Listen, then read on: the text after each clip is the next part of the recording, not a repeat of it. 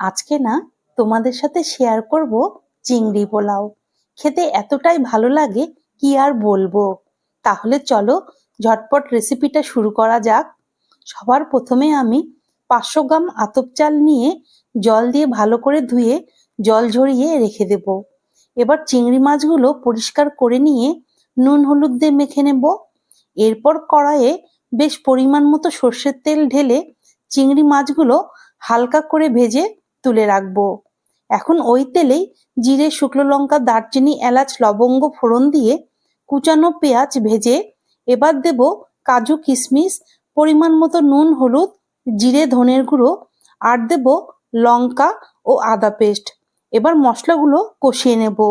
এখন চিনি আতপ চাল দিয়ে মশলার সাথে ভেজে নেব।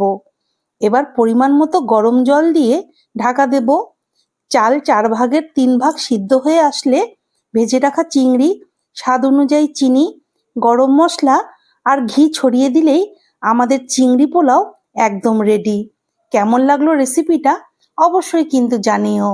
তোমরা একদিন অবশ্যই ট্রাই করো, খুবই ভালো লাগবে।